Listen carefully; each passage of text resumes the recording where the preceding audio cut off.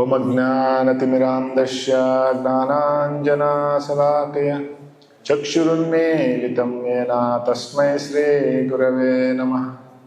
శ్రీచైతన్యమనోభీష్టం స్థాపితం येन భూతలే స్వయం రూపః కదా మహ్యం దదాతి స్వపదాంతికం. నమో ఓం విష్ణుపాదాయ కృష్ణప్రేష్ఠాయ భూతలే శ్రీమతే భక్తివేదాంత స్వామినితి నామిని. నమస్తే సారస్వతే దేవే గౌరవాణి ప్రచారిణి నిర్విశేష శూన్యవాది పాశ్చాత్య దేశతారిణి.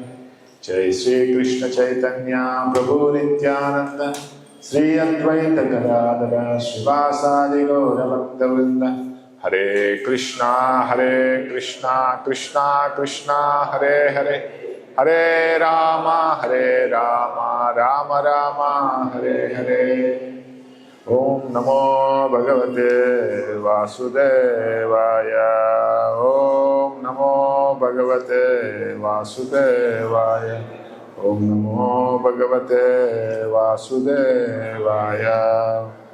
యయా సమ్మోహితో జీవ ఆత్మానం త్రిగుణాత్మకం పరోపి మనుతే నర్థం తత్కృతం చాభిపద్యతే. సో ఇది శ్రీమద్ భాగవతము 7వ అధ్యాయము 5వ శ్లోకం నుంచి మనం చర్చించుకున్నాం. హరే కృష్ణ. అందరికీ విజ్ఞప్తి, మీ యొక్క మొబైల్స్ని సైలెంట్ మోడ్లో పెట్టేసుకోండి. ఓకే.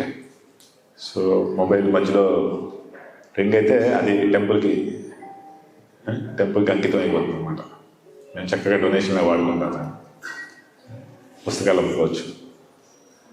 హరే కృష్ణ. యయా సమ్మోహితో జీవ ఆత్మానం త్రిగుణాత్మకం పరోపి మనుతే అనర్థం తత్కృతం చాభిపద్యతే. సో దీని శబ్దార్థము యయా అంటే ఎవరిచే, సమ్మోహిత భ్రాంతికి లోనై, జీవులు ఆత్మానం తమను త్రిగుణాత్మకం త్రిగుణములచే ప్రభావితులైనట్లుగా, పరహ అతీతుడు అపి అయినప్పటికీ, మనుతే భావించును, అనర్థములు తత్ దానిచే కృతం చ కర్మఫలములు అవిపద్యతే అనుభవించుచుండు. సో ఈ బాహ్యశక్తి కారణముననే జీవుడు తాను త్రిగుణాతీతుడైనను తనను ప్రకృతికి సంబంధించిన వానిగా భావించుచు భౌతిక క్లేశములను అనుభవించుచుండును. ఈ బాహ్యశక్తి కారణముననే జీవుడు తాను త్రిగుణాతీతుడైనను తనను ప్రకృతికి సంబంధించిన వానిగా భావించుచు భౌతిక క్లేశములను అనుభవించుచుండు. ఓకే, మీరందరూ కూడా రిపీట్ చేయండి. ఈ బాహ్యశక్తి కారణముననే జీవుడు తాను త్రిగుణాతీతుడైనను తనను ప్రకృతికి సంబంధించిన వానిగా భావించుచు భౌతిక క్లేశములను అనుభవించుచుండెను. సో ఇక్కడ the root cause of our suffering. మనందరం ఎందుకు బాధలు పడుతున్నాము, ఎందుకు దుఃఖాలకు లోనవుతున్నాము అనే దానికి ఇక్కడ కారణం ఇచ్చిందన్నమాట, రూట్ కాజ్. ఎందుకని అంటే ఈ బహిరంగ శక్తి అంటారు, బాహ్యశక్తి కారణముగా జీవుడు తనను తాను ఈ భౌతికమైనటువంటి పదార్థాలతోటి ఐడెంటిఫై చేసుకుంటున్నాడు. త్రిగుణాతీతుడు అయినప్పటికీ, అతను ఆధ్యాత్మికమైనటువంటి వ్యక్తి అయినప్పటికీ ఈ భౌతికమైనటువంటి శరీరంతో తనను తాను ఐడెంటిఫై చేసుకోవటం వలన భౌతిక క్లేశములను అనుభవిస్తున్నాడు. లేదంటే భౌతిక క్లేశములు లేవు జీవుడికి. ఎందుకని అంటే ఆనందమయో అభ్యాస. జీవి యొక్క లక్షణం ఏంటంటే ఎప్పుడు కూడా ఆనందంగా ఉండటం. ఆనందం అంటే బ్లిస్, సుఖం అంటే హ్యాపీనెస్. హ్యాపీనెస్ ఉంటే డిస్ట్రెస్ కూడా ఉంటుంది, సుఖం ఉంటే దుఃఖం కూడా వస్తుంది, బ్రేక్ అవుతుంటుంది అన్నమాట. కానీ ఆనందం అంటే బ్లిస్ అంటుంది, amending, keeps on increasing. That is called ఆనందం. ఆనందం అనేది భౌతికమైన సుఖంతో కంపేర్ చేయడం అనమాట. Getting the difference? సో జీవుడు ఆనందమయో అభ్యాస, ఎప్పుడు కూడా ఆనందంలో మునిగి ఉండేవాడే జీవుడు. కానీ ఇక్కడ ప్రాబ్లం ఏంటి, మనం ఈ భౌతిక క్లేశంలో అనుభవించుతున్నాం. ఆఫర్ చేస్తున్నా. సచ్చిత్ ఆనంద అంటారు జీవి యొక్క లక్షణం, క్యారెక్టరిస్టిక్స్.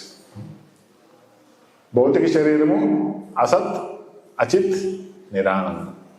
సత్ అంటే శాశ్వతమైనది, చిత్ అంటే జ్ఞానపూర్వమైనది, ఆనందం, ఆనంద స్వరూపమైనది. కానీ శరీరం అనేది అసత్, అంటే ఎప్పుడు ఉంటుందో ఎప్పుడు పోతుందో తెలియదు మనకి. అసత్.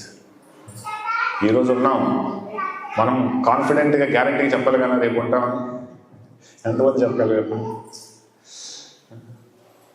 అసత్. అచిత్. అసత్ అంటే ఎగ్జాంపుల్ ఏంటి, రీసెంట్గా ఎయిర్ క్రాష్ అయింది కదా అహ్మదాబాద్లో. టేక్ ఆఫ్ అయిన తర్వాత కూడా వాళ్ళకి తెలియదు నెక్స్ట్ క్షణంలో పోతామని చెప్పి. Just with in fraction of seconds life. So అందుకనే ఆచార్యులు మాట పడతారు అనమాట, కామల తల జల జీవన తలమల భజహు హరిపద నీతిరే. ఈ జీవితం ఎలాంటిదంట, ఒక కమల పువ్వు మీద నీటి గుంజు లాంటిది. కామల తల జల జీవన తలమల, ఎప్పుడు రాలిపోతుందో తెలియదు. సో అసత్. అచిత్. అచిత్ అంటే జ్ఞానం లేదు మనకి. అందుకనే చిన్నప్పటి నుంచి పిల్లలు అడుగుతూ ఉంటారు ప్రశ్నలు, నాన్న ఇదేంటి, అదేంటి, అమ్మ అదేందుకు జరుగుతుంది. దాని ఇగ్నోరెన్స్, అంధకారంలో ఉన్నారు, వాళ్ళకి జ్ఞానం కావాలి. అందుకనే స్కూల్కి వెళ్తూ ఉంటారు. మనకి జ్ఞానం ఉంటే స్కూల్కి వెళ్ళాల్సిన అవసరం ఏంటి? మనకి భగవంతుడు త్రికాలజ్ఞుడు. వేదాహం సమతీతాని వర్తమానాన్ని చార్జున భవిష్యాన్ని చ భూతాన్ని మాంత వేదన కష్టం. నాకు భూతకాలం తెలుసు, భవిష్యత్ కాలం తెలుసు, వర్తమానం అన్నీ తెలుసు, కానీ నన్నెవరూ అర్థం చేసుకుంటారు. సో మనకి ఈరోజు పొద్దున ఏం జరిగిందో అదే తెలియదు, మర్చిపోతున్నాం. నిన్న ఈ టైంకి మనం ఏం చేసామో అది గుర్తుండదు. ఏం తిన్నాము, బ్రేక్ఫాస్ట్ ఏం తిన్నాం గుర్తుందా కదా నిన్న. సో అచిత్ అంటే మనం అజ్ఞానంలో ఉన్నాం, అంధకారంలో. కానీ భగవంతుడు జ్ఞానపూర్ణుడు అనమాట. నిరానందం. నిరానందం అంటే ఎప్పుడు కూడా దుఃఖంలో మునిగి ఉంటాం. సో కానీ ఇక్కడ అటువంటి జీవుడు ఎందుకు ఇలా బాధలు పడుతున్నాడు అనేది దానికి రూట్ కాజ్ చెప్తున్నారు అన్నమాట. ఇది ఎవరు చెప్తున్నారు?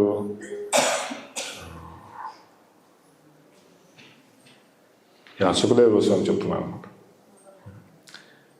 యయా సమ్మోహితో జీవ, ఈ బహిరంగ శక్తి అనేటువంటి మాయ ఏదైతే ఉందో దాని ద్వారా మోహించబడి జీవుడు తనను తాను శరీరం అని అంగీకరిస్తున్నాడు అనమాట. సో హిరణ్యకశిపుడు కూడా చెప్తాడు ప్రహ్లాద్ మహారాజ్కి.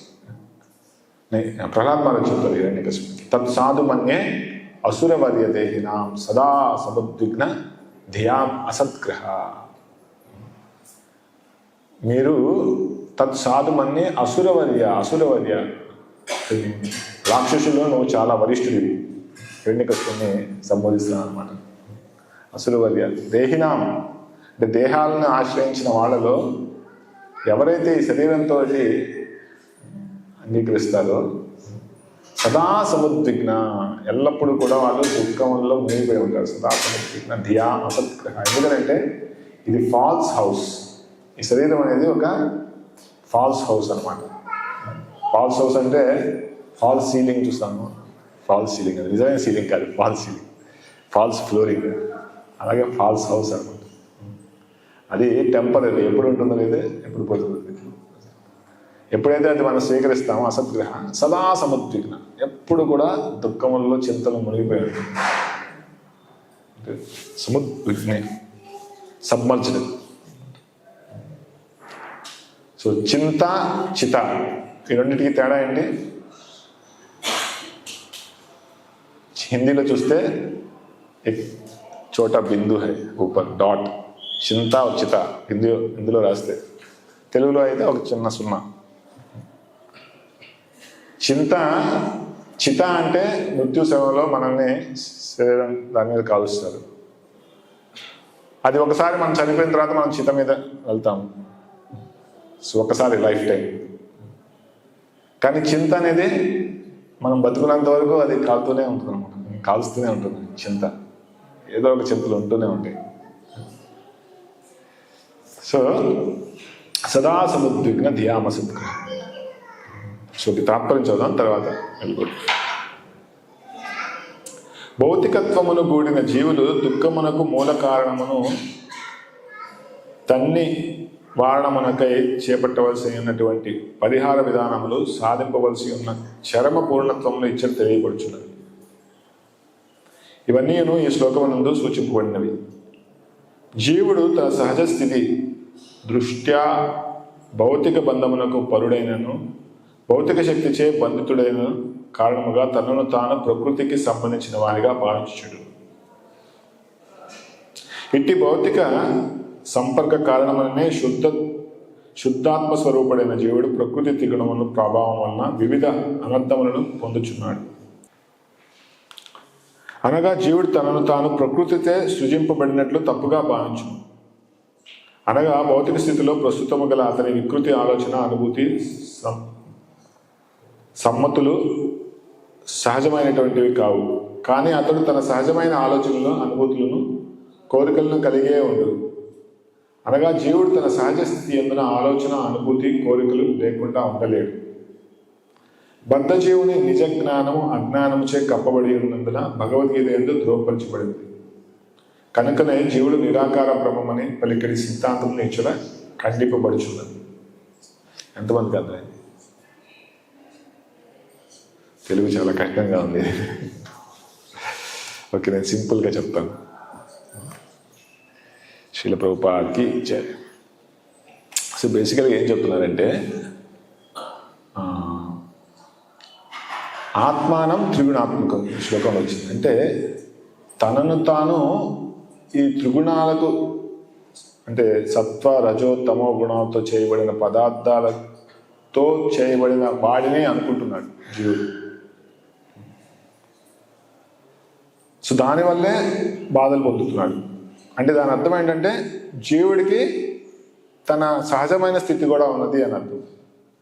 ఇప్పుడు మిస్ఐడెంటిఫికేషన్ వల్ల ఇలా బాధలు పడుతున్నాడు. కానీ ఎప్పుడైతే తనను తాను నేను భగవంతుని యొక్క అంశాన్ని అని అర్థం చేసుకుంటాడో అప్పుడు చాలా హ్యాపీగా ఉంటాడు.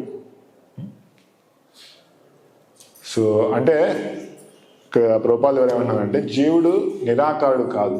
నిరాకారుడు అయితే అతనికి ఆలోచనలు ఎలా ఉంటాయి, అతనికి థింకింగ్ ఫీలింగ్ విల్లింగ్ ఎలా ఉంటాయి. ఇప్పుడు బద్ధావస్థలో అతని యొక్క ఆలోచనలు అతని యొక్క భావాలు ఒక రకంగా ఉన్నాయి. ఎందుకంటే భౌతికమైనటువంటి సంబంధాలతోటి ఆయన ఆనందాన్ని సుఖాన్ని ఆస్వాదించడానికి ప్రయత్నిస్తాడు. కానీ ఎప్పుడైతే అతను శుద్ధి చేయబడతాడో అతను తను తాను ఆధ్యాత్మికమైనటువంటి ఆత్మగా అంగీకరిస్తాడో అప్పుడు ఆ యొక్క ఆలోచనలు ఆ యొక్క భావాలు వేరుగా ఉంటాయి. అర్థం ఉంది కదా? సో ఐడెంటిఫికేషన్, ఆ మిస్ఐడెంటిఫికేషన్ కారణం అన్నమాట. ఆ మిస్ఐడెంటిఫికేషన్ ఎందుకంటే అజ్ఞానం వల్ల, అంధకారం. ఆ అజ్ఞానం ఎందుకు వచ్చింది అంటే దానికి మనమే కారణం. ఎందుకనంటే we want to enjoy independent of life. భగవంతుడితోటి వేరుగా సుఖాన్ని ఆనందాన్ని పొందుదామని ఎప్పుడైతే మనం అనుకున్నామో అప్పుడు ఈ అజ్ఞాన పొరలు అనేవి సృష్టించబడ్డాయి అన్నమాట.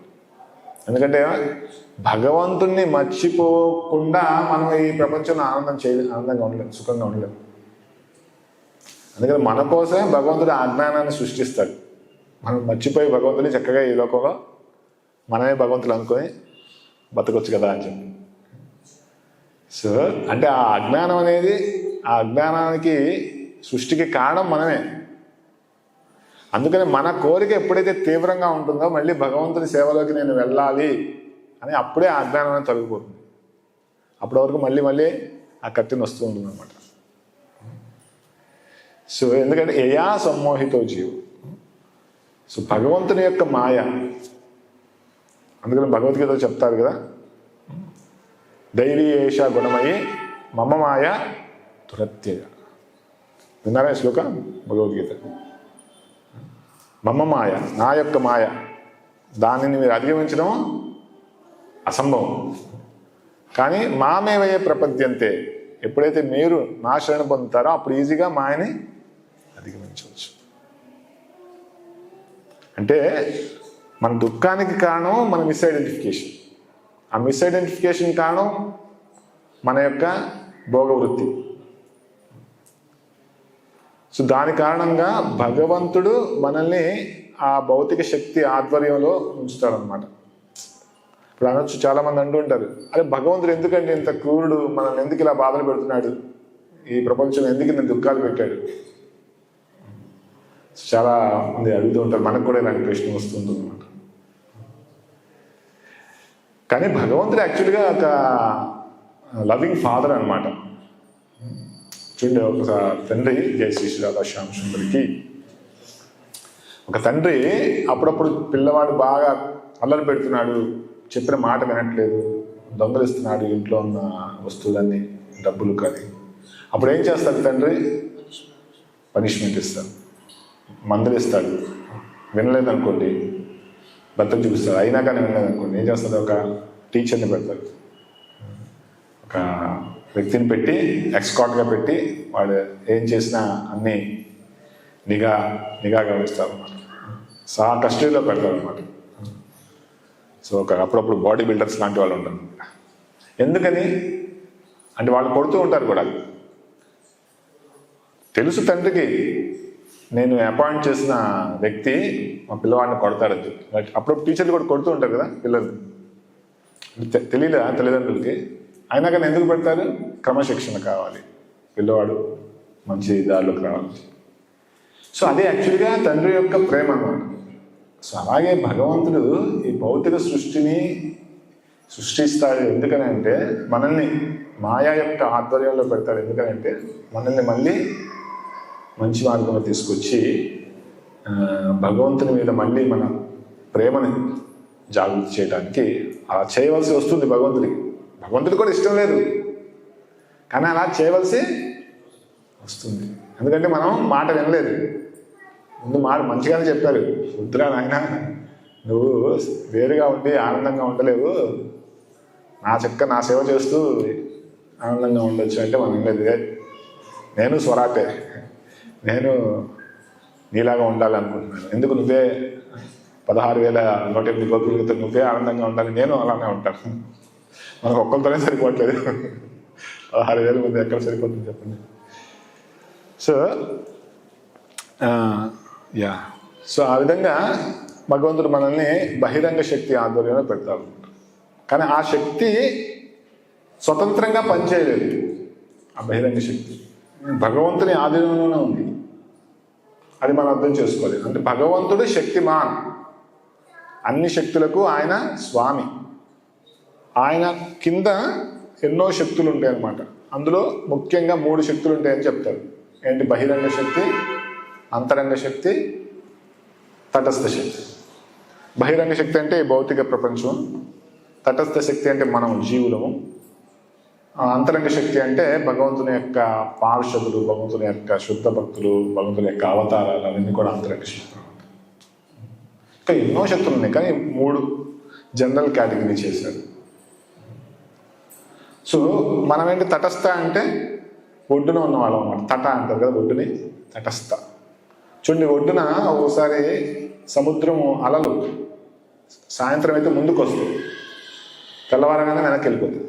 అంటే ఆ తటం అనేది ఏంటి? అప్పుడప్పుడు నీళ్ళల్లో ఉంటుంది, అప్పుడప్పుడు బయట ఉంటుంది. సో అలాగే జీవుడు, మనం తటస్థ అంటే అప్పుడప్పుడు అంతరంగ శక్తిలో ఉంటాం, అప్పుడప్పుడు బహిరంగ శక్తిలో ఉంటాం. అది ఏదో మన స్వేచ్ఛ, మనకి ఆ స్వేచ్ఛ ఉందన్నమాట, ఫ్రీడమ్. భగవంతుడు స్వరాట్, ఆయన అంశం కాబట్టి మనకు కూడా ఆ స్వేచ్ఛ ఉంది. ఆ స్వేచ్ఛను ఎప్పుడైతే మనం దుర్వినియోగం చేసుకుంటామో అప్పుడు బహిరంగ శక్తిలోకి వస్తాం. ఎప్పుడైతే దాన్ని సద్వినియోగం చేసుకుంటామో అప్పుడు అంతరంగ శక్తిలోకి వస్తాం. సో శక్తిమాన్ భగవంతుడు ఒక్కడే. ఆ శక్తిమాన్ కింద శక్తులన్నీ పనిచేస్తున్నాయి అన్నమాట. రైట్? మనకు అనిపిస్తుంది అనమాట, నా నియంత్రణలోనే భౌతిక ప్రపంచం ఉంది అని అనుకుంటూ ఉంటుంది. కల్లో దునియా ఉట్టినే అంటుంటారు కదా స్టేట్మెంట్, జస్ట్ డూ ఇట్. చాలా అడ్వర్టైజ్మెంట్స్ చూస్తుంటాం. కానీ మన కంట్రోల్లో ఏముంది చెప్పండి? మనం అనుకుంటాం నేను లైట్ వేస్తే లైట్ వచ్చిందిరా, ఫ్యాన్ వేస్తే ఫ్యాన్ వచ్చిందని స్విచ్ చేస్తే. కానీ అక్కడ పవర్ పోయింది అనుకోండి, అక్కడ ఆఫీస్లో కట్టే నువ్వు వేసినా రాదు. అంటే నీ కంట్రోల్ లేదు. నీ కంట్రోల్ పైన ఇంకో కంట్రోల్ ఉంది. సో ఆ మాయ అంటే ఏంటంటే, మాయ అంటే యాక్చువల్గా ఆ భ్రమ అనమాట. నా నియంత్రణలో అన్నీ జరుగుతున్నాయి అనే దాన్ని మాయ అంటారు. భ్రమ మన నియంత్రణలో ఏమీ లేదు, ఒక్క భ్రమ. ఆ నియంత్రణ కూడా మనకి భగవంతుని యొక్క కోరిక మేరకు కలిగింది అనమాట. నియంత్రణ కూడా లేదు అంటే ఇప్పుడు మనకి చేయకూడదు ఎత్తలేము. పెరాలసిస్ వచ్చింది అనుకోండి, చాలామందికి వాళ్ళ కోరిక ఉంటుంది చేయెత్తాలి, చేయెత్తలేరు కదా. ఎందుకని అంటే పెరాలసిస్ వచ్చింది, అక్కడ ఆ సిగ్నల్ లేదు. ఇప్పుడు హార్ట్ లబ్డా అని కొట్టుకుంటుంది. మనం కోరుకుంటూనే కొట్టుకుంటుందా? దానంతట అదే కొట్టుకుంటుంది హార్ట్. మన కిడ్నీ కానీ, మన డైజెస్టివ్ ట్రాక్ కానివ్వండి, మన శరీరంలో కానీ ఎలా పనిచేస్తున్నాయి మనం దాని గురించి ఆలోచిస్తున్నామా? వీటన్నిటిని ఇన్వాలంటరీ ఫంక్షన్స్ అంటారు. అర్థమవుతుందా? వాలంటరీ ఫంక్షన్స్ అంటే నేను కోరుకుంటే అన్నీ జరుగుతున్నాయి. కానీ కొన్ని ఇన్వాలంటరీ ఫంక్షన్స్ అంటే నా నియంత్రణ లేకుండా లోపల జరుగుతున్నాయి అన్నమాట. ఆ హృదయం, హార్ట్ పంపింగ్, మీరు ఇట్లా పెట్టుకొని వినండి, సౌండ్ వస్తుంది. అవి ఎలా జరుగుతున్నాయి? పరమాత్మ లోపల ఉన్నాడు కదా, ఆయన జరుగుతుంది. మన నియంత్రణకి పైన ఇంకో నియంత్రణ ఉందన్నమాట. వాళ్ళు సహకరించినప్పుడు మనం ఏం చేయలేము. మనకు అనిపిస్తుంది ఇప్పుడు అన్నీ నేను చేస్తున్నాను కదా అని. జ్వరం వస్తే ఏం చేస్తాం? మూలం కూర్చుంటాం, అంతేనా? సో అంటే వీఆర్ కండిషన్. మనం బద్ధ జీవులు అంటారు. అందులో బద్ధ జీవులు అంటే బంధనంలో మునిగిపోయి ఉన్నాం. కానీ మనకి ఎప్పుడైతే నా నియంత్రణలో అంతా ఉంది అనుకుంటామో అది భ్రమ, అదే మాయ. సో మాయ అనేది కేవలం భగవంతుడి నియంత్రణలోనే ఉంటుంది. అందుకని భగవంతుడి శక్తి మన శక్తి కాదు. మనం కూడా భగవంతుని యొక్క ఒక శక్తే. మనం కూడా శక్తి. శక్తి ఒకదాన్నొకటి రెండు దాన్ని ఏమంటారు, ఎంజాయ్ చేయలేదు. ఒక ఎనర్జీ ఇంకొక ఎనర్జీని ఎంజాయ్ చేయలేదు. ఎనర్జెటిక్ పర్సనే ఎనర్జీని ఎంజాయ్ చేయగలరు అనమాట. అర్థమవుతున్నాయి ఈ పాయింట్? కాబట్టి మనము తటస్థ శక్తి, మనమే అనుకుంటున్నాము నేను ఇప్పుడు బహిరంగ శక్తిని ఎంజాయ్ చేస్తాను, అందుకని ఎన్నో ప్రయత్నాలు చేస్తున్నాను అనమాట. కానీ ఆ ప్రయత్నం అన్నీ ఏది సఫలం కాదు. కేవలం శక్తిమాన్ భగవంతుడు ఒక్కడే ఆ శక్తిని భోగించగలడు అనమాట. సో మనము మన యొక్క ధర్మం ఏంటంటే ఆ శక్తిమాన్కి సహకరించాలి ఈ ఎంజాయ్మెంట్. అప్పుడు మనం కూడా హ్యాపీగా ఉంటాం, ఎంజాయ్ చేస్తాం. ఇది రహస్యం అనమాట మన ఎంజాయ్మెంట్. మనం ఎలా ఎంజాయ్ చేయాలి? ఎంజాయ్ చేయటం తప్పు కాదు, ఎలా ఎంజాయ్ చేయాలి, ఎలా ఆనందాన్ని స్వీకరించాలి, అది ఆ రహస్యాన్ని అర్థం చేసుకోవాలి. భగవంతునికి ఎంజాయ్మెంట్ ఇస్తూ మనం ఎంజాయ్ చేయాలి. అది మన యొక్క ధర్మం అన్నమాట. ఒకసారి ప్రభుపాద ద్వారానే అడుగుతారన్నమాట, ఈ భౌతిక ప్రపంచం, this world is created for enjoyment. అక్కడ ఉన్న వాళ్ళందరూ చాలా హ్యాపీగా ఫీల్ అవుతారు. ఈ భౌతిక ప్రపంచం ఎంజాయ్మెంట్ కోసం క్రియేట్ చేయదు. ఇప్పుడు ప్రభుపాద ద్వారా అంటారు, not for your enjoyment, it is for Krishna's enjoyment. కృష్ణుడి యొక్క ఆనందం కోసం సృష్టించబడింది. కాబట్టి ప్రతి ఒక్క వస్తువుని కూడా మనం స్వీకరించవచ్చు, కానీ దాన్ని భగవంతుని సేవలో ఎప్పుడైతే మనం నియోగిస్తామో అప్పుడు మనకి ఆనందము, జనంలో కూడా అది మంగళంగా ఉంటుంది, ప్లస్ మనం కూడా బంధనంలో మునిగిపోవాలి. So this the art of doing work, art of smart work అంటారు కదా. కార్య నైపుణ్యం ఏంటంటే మీరు ఏదైనా చేయండి, ఏ వస్తువునైనా స్వీకరించండి, కానీ కండిషన్ ఏంటి? భగవంతుని సేవలో వాటిని వినియోగించండి. ఎందుకంటే అవన్నీ కూడా భగవంతునివే. అన్న కాన్షియస్నెస్ ఉండాలన్నమాట. ఎందుకంటే భగవంతుడి నుంచి వచ్చినవి ప్రతి ఒక్కరు. జన్మాదియస్య యతః, ప్రతి ఒక్కరు కూడా భగవంతుని యొక్క బహిరంగ శక్తి.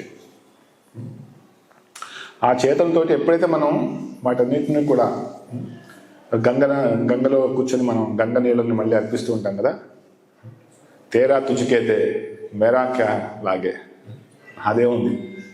చాలామంది ఏంటంటే వైరాగ్యం అంటారు. నాది కాదు, ఈ ధనం నాది కాదు, నా వైఫ్ నాది కాదు, నా హస్బెండ్ నా వాడు కాదు, వైరాగ్యంలోకి వెళ్ళిపోతారు అన్నమాట. కానీ ప్రభుపాద వారు అంటారు, మొత్తం ధనాన్ని తీసుకురండి, మా దగ్గర పెట్టండి, ఇలా కౌగులించుకొని నా ఫోటో తీయండి. ఎందుకనంటే అది ఆసక్తి కాదు, అంత భగవంతుడి లక్ష్మి అండి. లక్ష్మి అంటే నారాయణ సేవలో ఉపయోగించాలి. నేను ఎందుకు వదిలేయాలి దీన్ని అంటే దాన్ని ఫల్గు వైరాగ్య అంటారు. ఫల్గు వైరాగ్య అంటే ఫాల్స్ రినౌన్సియేషన్. ముందు నీదేంటి, నువ్వు వైరాగ్యం నువ్వు వదిలేయటానికి నీ దగ్గర ఏముంది చెప్పండి. మనది ఏది కాదు ఇక్కడ. ఈ శరీరం కూడా నాది కాదు, అర్థమవుతుందా? ఈ శరీరం కూడా భౌతికమైనటువంటి పదార్థం, అది భగవంతుని శక్తి. నేను కూడా భగవంతుని శక్తే. నా బుద్ధి, నా జ్ఞానము, నా ప్రతి ఒక్కటి కూడా భగవంతుని యొక్క శక్తులే అనమాట. నాది ఏది కానప్పుడు నేనేం త్యాగం చేయగలను? So that is a false renunciation. కాబట్టి ప్రతి ఒక్కటి కూడా మనం భగవంతుని సేవలో వినియోగించినప్పుడు దాని పరిపూర్ణత అనమాట. ఋషికేశ సేవనం భక్తిరుత్తమం. ఋషికేశ అంటే ఋషిక అంటే ఇంద్రియాలను ఋషిక అంటారు. ఋషిక ఈశ అంటే ఇంద్రియాల యొక్క స్వామి ఋషి. సో ఎప్పుడైతే ఇంద్రియాల యొక్క స్వామి సేవలో ఉపయోగిస్తామో దానిని భక్తి అంటారు. ఎప్పుడైతే ఇంద్రియాలను మన సేవలో ఉపయోగిస్తామో దానిని భుక్తి అంటారు. దానివల్ల మనం ఇంకా బాధలతో మునిగిపోతాం అన్నమాట. ఒక చిన్న స్టోరీ చెప్తాను, ఫిలాసఫీ ఎక్కువైపోయింది.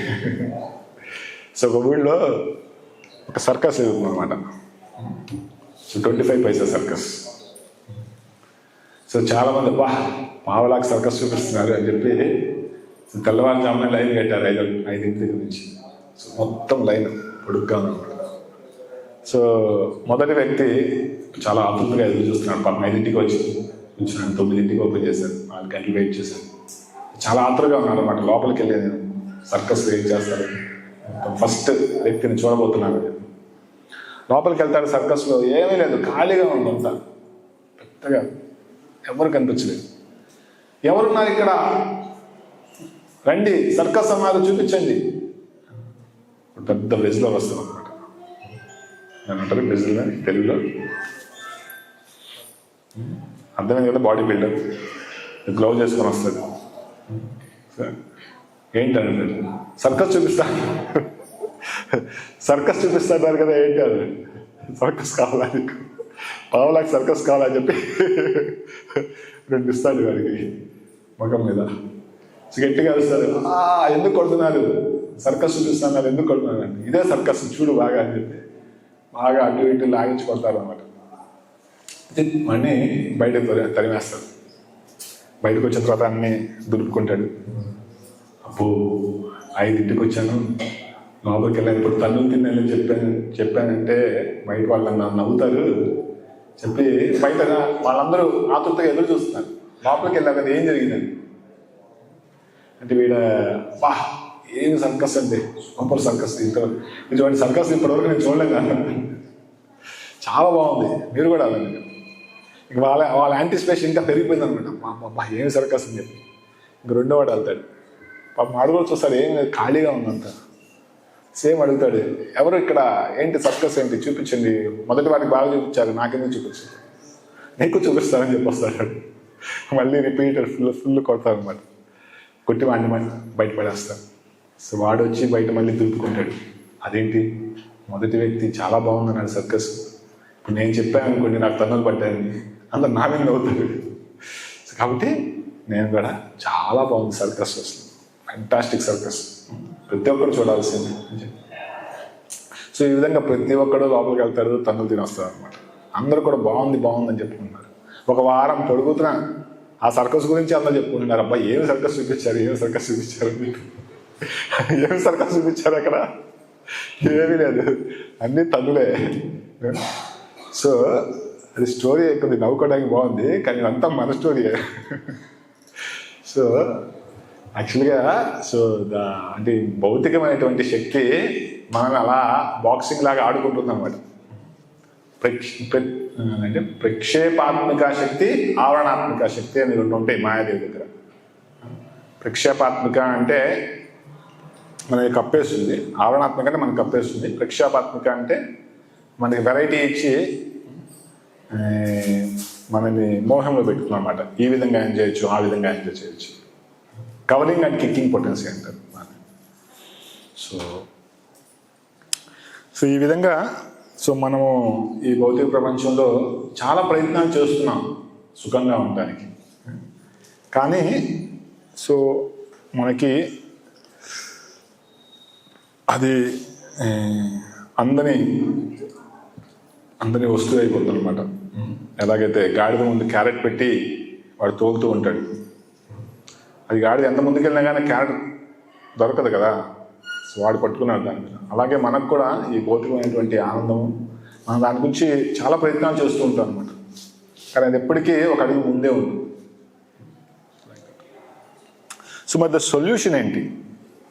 అన్నీ నెగిటివ్గా, ప్రభు ఏంటి ప్రభు మీరంతా నెగిటివ్గా మాట్లాడుతున్నారు, కొద్దిగా పాజిటివ్గా చెప్పండి, ఏదో చక్కగా మందిరానికి వచ్చాను, ఏదో భగవంతుడి గురించి విందామని చెప్పి ఇంత నిరుత్సాహపరుస్తారేంటి? సో కానీ ఇది నిరుత్సాహపరచడం కాదు. మనం ఎప్పుడైతే మన హోప్ అనేది భౌతిక ప్రపంచంలో మనం హోప్ తీసేస్తామో అప్పుడు చక్కగా భగవంతుడి చరణంలో ఉంటాం మనం.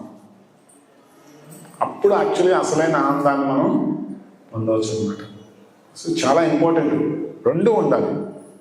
భౌతికంగా మనము ఎలా బంధింపబడి ఉన్నామో, ఎలా బాధలు పడుతున్నామో అది తెలుసుకోవాలి.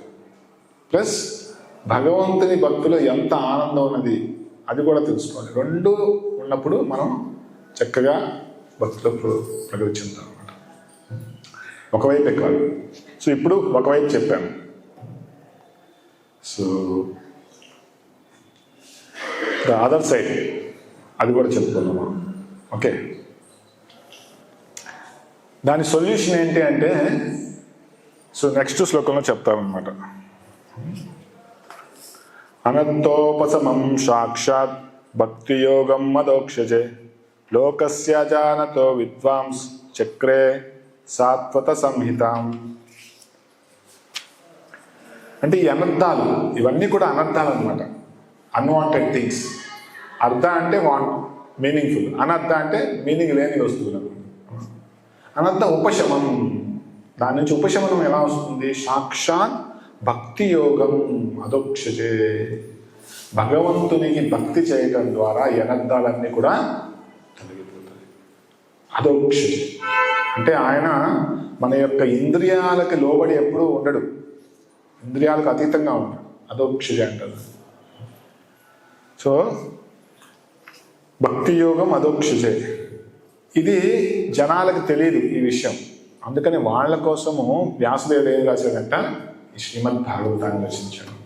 సో ఇప్పుడు సొల్యూషన్కి వస్తుంది. సొల్యూషన్ ఏంటి అంటే నిత్యం భాగవత సేవయ, ప్రతిరోజు భాగవతాన్ని వినాలి. సో అలా విన్నప్పుడు మన అనర్థాలన్నీ చిన్న చిన్నగా తొలగిపోతాయి అన్నమాట. అందుకనే వ్యాసదేవుడు రచించాడు అన్నమాట. సో అది విన్నప్పుడు ఏమవుతుంది? ఆ భాగవతం యశ్యాం వై శ్రూయమానాయాం కృష్ణే పరమ పురుషే భక్తిరుత్పద్యతే పుంసః శోకమోహ భయాపహ. యశ్యాం, ఈ శ్రీమద్భాగవతముని ఎవరైతే వింటారో, శ్రూయమానాయాం కృష్ణే పరమ పురుషే. ఈ శ్రీమద్భాగవతం దేని గురించి చెప్తుంది? కృష్ణుడి గురించి చెప్తుంది. కృష్ణుడు ఎవరు? పరమ పురుషుడు. కృష్ణే పరమ పురుషుడు. క్లియర్గా శ్రీమద్భాగవతంలో చెప్పారు. సో చూడండి, మనకి నారాయణ్ణి పురుషోత్తముడు అంటారు, రాముణ్ణి మర్యాద పురుషోత్తముడు అంటారు, కృష్ణుణ్ణి లీలా పురుషోత్తముడు అంటారు, లేదంటే పూర్ణ పురుషోత్తముడు అంటారు. అందరూ ఒకటే, కృష్ణ, విష్ణు, రామ, తత్వపరంగా అందరూ ఒకటే. కానీ లీలాపరంగా చూస్తే కృష్ణుడు అందరికంటే ఉన్నతమైన స్థితిలో ఉన్నాడు అనమాట. ఎందుకంటే కృష్ణుడిలో ఉన్న 4 గుణాలు విష్ణువులో కూడా ఉండవు.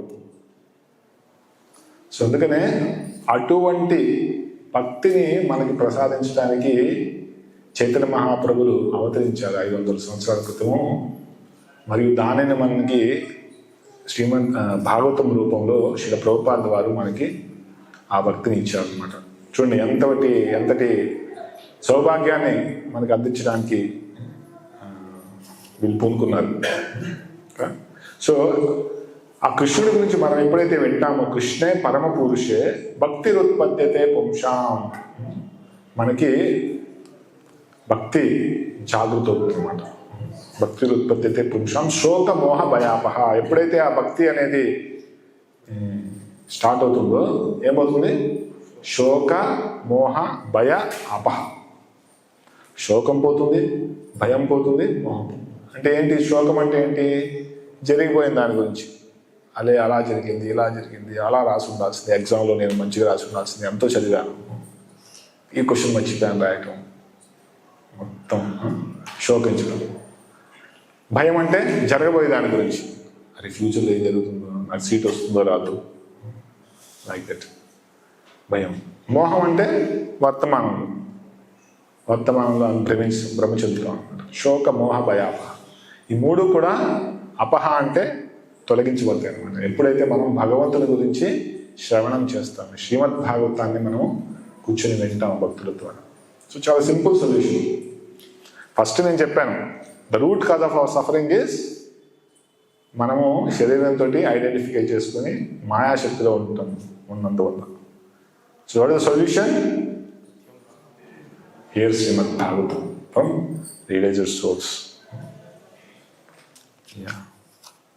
సో కాబట్టి చూడు, ఈ శ్రీమద్ భాగవతం వినటం వల్ల మనకి వచ్చే బెనిఫిట్ ఏంటి? ఒక చిన్న స్టోరీ విన్నాము. సైడ్ బెనిఫిట్ యాక్చువల్గా, ఒక ఊళ్ళో తుంగభద్ర నది ఒడ్డున తీరం ఒక బ్రాహ్మణుడు నివసించేవాడు. సో ఆత్మదేవ్ అని బ్రాహ్మణుడు ఉన్నాడు. సో ఆ బ్రాహ్మణుడికి పాపం పుత్రులు లేరు. వాళ్ళ భార్య పేరు దుందులి. సో వాళ్ళు ఎంతో పూజలు, యజ్ఞాలు, యాగాలు అన్నీ చేసినా కానీ పుత్రులు ఎవరు లేరు. పుత్రులు లేకుండా ఆ ఇల్లు దాంట్లో ఏం మంగళం ఉంటుంది చెప్పండి? సో అందరూ కూడా పుత్రుడు కావాలని కోరుకుంటారు కదా. ఎందుకంటే పుత్రుడు అంటే పున్నాగ నరకాల నుంచి మనల్ని ముక్తి చేసేవాడు పుత్రుడు. సో పుత్రుడు యొక్క నిజమైన కర్తవ్యం అది. సో పేరెంట్స్ని ఉద్ధరించడం. కానీ ఇప్పుడు పుత్రులు ఏం చేస్తున్నారు? వాళ్ళు పుత్రులు కాదు. So anyways, I will not go in to that. So అయితే పుత్రుడు కావాలని ఎంతో వాళ్ళు పాపం తప్పిస్తూ ఉన్నారు. 50 years వచ్చినా కానీ పుత్రులు రాలేదు అనమాట. సో ఆయనకి ఇక చాలా నిరుత్సాహంతో ఆత్మహత్య చేసుకుందామని చెప్పి ఆ తుంగభద్ర నది దగ్గరికి వెళ్తారు అనమాట. సో దెన్ అక్కడ భగవంతుడు చెప్పేది అవుతారు. సో చెప్పేది ఏంటి, ఏం కావాలి నీకు, ఎందుకు ఇలా చేస్తున్నావు? సో ఈ సిచ్యువేషన్ చెప్తాను. అప్పుడు భగవంతుడు అంటాడు,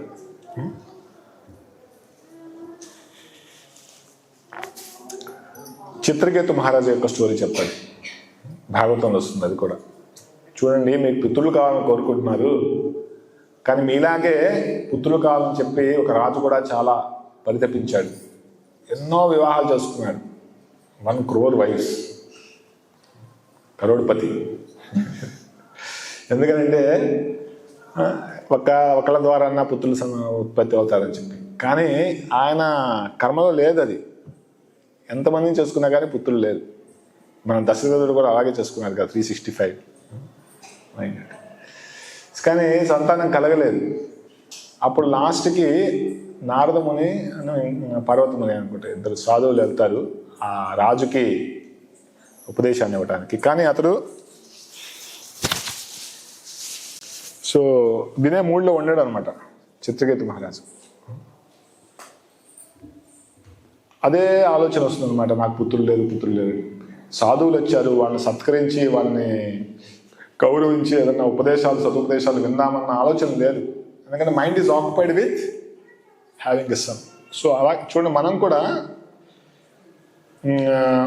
మన యొక్క మనస్సు ఈ భౌతికమైనటువంటి కోరికలతోటి, యాంబిషన్స్ తోటి ఎప్పుడైతే నిమగ్నమై ఉంటుందో అప్పుడు మనము సాధువులు భక్తుల యొక్క లేదంటే మంచి ఉపదేశాలను మనం గ్రహించలేమన్నమాట. సో అందుకనే it's very important to have detachment from the world. భౌతిక ప్రపంచంలో మనకి ఎప్పుడైతే డిటాచ్మెంట్ ఉంటుందో అప్పుడు సాధువుల్ని మనం ప్రాపర్గా రిసీవ్ చేసుకోగలం, భక్తుల ద్వారా మనం మంచిగా వినగలం. సో అయితే ఇప్పుడు చిత్రకేతు మహారాజు సరే వాళ్ళు ఏం చేశారు, అదే రాజు మనం చెప్పిన వినే స్థితిలో లేడు. సో చెప్పారు, మీకు ఓకే పుత్రుడు కలుగుతాడు, కానీ అతడే మీ దుఃఖానికి కారణమవుతాడు. అంటే రాజు అనుకున్నాడు, అరే పుత్రుడు అంటే ఏదో ఒకటి అల్లరి చేస్తూ ఉంటాడు కాబట్టి అది న్యాచురల్, సో ఆ దుఃఖం ఓకే నేను సహిస్తాను, కానీ నాకు పుత్రుడు కావాలి. సో అతని పేరు ఏం పెడతారంటే హర్షశోక అని పెడతారు.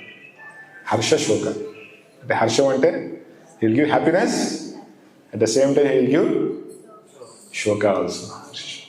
చాలా ఆనందపడతారు అన్నమాట పుత్రుడు పుట్టగానే. సో మనకు తెలిసిందే what all we do. So తర్వాత అయితే ఆయన ఆ ఆనందంలో ఆ భార్యని చాలా మంచిగా చూసుకునేవాడు, ఎవరి నుంచి అయితే పుత్రుడు వచ్చాడు. కానీ మిగతా వాళ్ళందరినీ పట్టించుకోలేదు అనమాట. సో దానివల్ల ఏమైందంటే వాళ్ళకి ఈర్ష్య పెరిగిపోయింది, మిగతా భార్యలు కాదు మనల్ని సరిగ్గా చూసుకోవట్లేదు అని చెప్పి. సో వాళ్ళంతా కలిసి ఒక ప్లాన్ చేశారు, ఎలాగైనా ఈ పుత్రుడిని చంపేయాలి. సో చిన్న శిశువుని సో ప్లాన్ చేసుకుని విషం పెట్టి వాళ్ళు చంపేస్తారు. సో ఎప్పుడైతే ఈ వాత తెలుస్తుందో చిత్రకేతు మహారాజుకి, సో అతను అసలు ఎంత బాధలో కృంగిపోతాడంటే ఈ బికమ్ అంటే అడుగుకి పడిపోతూ లెగుస్తూ ఏడుస్తూ. So he was a king, సమ్రాట్. సో కానీ ఎలా అయిపోయాడు. సో ఆ పుత్రుడు మరణించిన ప్రదేశానికి వెళ్లే లోపే ఎన్నోసార్లు అలా పడి లెగుస్తూ వెళ్తాడు అనమాట. వాళ్ళ భార్య కూడా ఆ ఛాతి మీద కొట్టుకుంటూ వెళ్ళిపోయావా అని చెప్పి, ఐ కాంట్ మిమిక్రీ చేయలేదు అంతగా. సో అంత బాధలో మునిగిపోతాడు అనమాట.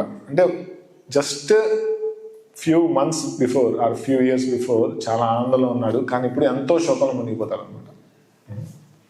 అప్పుడు ఆ టైంలో మళ్ళీ నారద ముని పర్వతం మీద వస్తారు. సో వచ్చి అడుగుతారు ఏంటి అని. సో ఇలా మీరు చెప్పారు, మీరు నాకు వరాన్ని ఇచ్చారు, హర్షశోక అన్నారు, ఇప్పుడు అతను వెళ్ళిపోయాడు, చనిపోయాడు. దయచేసి మీరు ఆ శిశువుని మళ్ళీ జీవింపచేయండి, మన కోసం మళ్ళీ ఆనందాన్ని ప్రసాదించండి.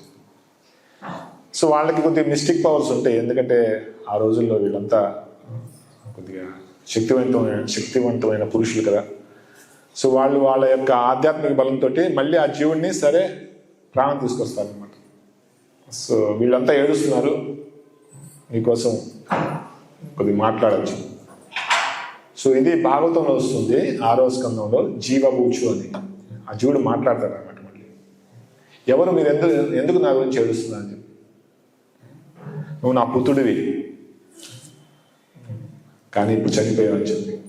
అప్పుడు ఆ జీవుడు అంటాడు అనమాట, ఎవరి పుత్రుడిని, నీ పుత్రుడిని ఎందుకని నేను, నాకు ఎన్నో జన్మలు వచ్చినాయి, ఇంతకు ముందు జన్మలో నాకు వేరే తల్లిదండ్రులు ఉన్నారు, అలా నేను ఒకసారి జంతువుల జన్మ తీసుకున్నాను, జంతువుల తల్లిదండ్రులుగా ఉన్నాను. సో ఇప్పుడు నా సమయం అయిపోయింది, నా కర్మానుసారము నేను వేరే శరీరంలోకి వెళ్ళబోతున్నాను. మీరు ఈ జన్మలో నాకు కొంత సమయం వరకు తల్లిదండ్రులుగా ఉన్నారు, అంతే, మన సంబంధం అంతే. కానీ మీరు ఎల్లప్పుడూ తల్లిదండ్రులుగా ఉండలేదు. సో ఆయన ఉపదేశిస్తాడనమాట. సో మనందరం ఏంటంటే ఈ జన్మలో ఒక నదిలో ఎలాగైతే ఆకులన్నీ కలిసి వస్తాయి కదా అలల వల్ల, అలా కలుస్తాం, మళ్ళీ ఆ గాలికి అలలన్నీ వెళ్ళిపోయినప్పుడు మళ్ళీ వెళ్ళిపోతాం అనమాట. ఎలాగైతే టూరిస్టులు అందరూ ఒక చోటకి మంచినీళ్ళు తాగడానికి ఒక కుళాయి దగ్గర ఆగుతారు, తర్వాత మళ్ళీ వెళ్ళిపోతారు. ట్రైన్లో మనం అందరం కలిసి ఒక బోగిలో ప్రయాణిస్తాం, మళ్ళీ గమ్యం రంగానే మళ్ళీ అలాగే మనందరం కూడా ఒక జన్మలో ఇలా వస్తామంట కలిసి, కానీ తర్వాత మళ్ళీ విడిపోతాం. ఇది శాశ్వతమైన సంబంధాలు కాదు. సో అది ఎప్పుడైతే ఆ శిశువు అలా చెప్తాడో చిత్రకేతుకి ఎన్లైటన్మెంట్ సాక్షాత్కారం వస్తుంది, ఇమీడియట్గా వైరాగ్యం వచ్చేస్తుంది. సో దెన్ హీ టేక్స్ అంటే నారద ముని యొక్క ఉపదేశాన్ని సీరియస్గా తీసుకుని అతను కూడా భక్తి చేసి పర్ఫెక్షన్ సాధిస్తారు. అది ఈ స్టోరీ చెప్తారు ఎవరికి, ఆ ఆత్మదేవ్ బ్రాహ్మణుడికి భగవంతుడు చెప్తాడు.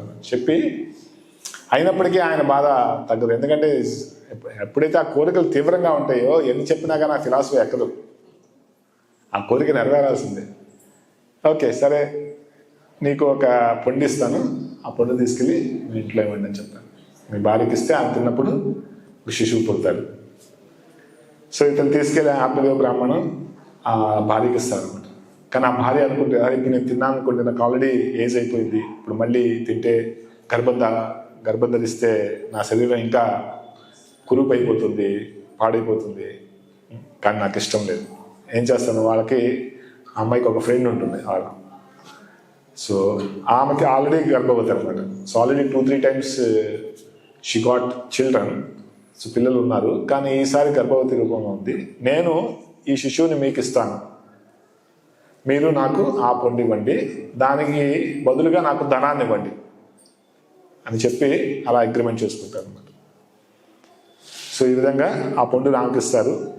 ఆమె కూడా ఆ పండు తింది, అందుకని ఆల్రెడీ ఆమె గర్భవతి. సో ఆ పండు తీసుకెళ్ళి వాళ్ళ పెరట్లో పడేస్తున్నారు. ఆ పెరట్లో ఒక ఆవు తింటుంది. సో అయితే ఈమె ప్రెగ్నెంట్, ఈమె ఎప్పుడైతే పిల్లనిచ్చిందో, పిల్లవాడిని ఇస్తుందో, అప్పుడే అదే టైంలో ఆ ఆవు కూడా శిశువుని ఇస్తుంది, కాఫ్ని ఇస్తుంది అన్నమాట. ఆవు దూడలు ఇస్తుంది. అయితే ఎప్పుడైతే ఎందుకంటే ఈమె ఒక మంచి సభ్యమైనటువంటి వ్యక్తి కాదు. సో కాబట్టి ఆ కుమారుడు కూడా ఒక ఎటువంటి సంస్కారాలని పుత్రుడు పుడతారు అనమాట. కానీ ఈ ఆవుకి ఆ పండు తింది కాబట్టి గౌకర్ణ అంటే ఆవు రూపంలో చెవులు ఉంటాయి, కానీ మామూలు శిశువే పుడతాడు అనమాట ఆవుకి వింతగా. దానికి అతని పేరు గౌకర్ణ అంటారు.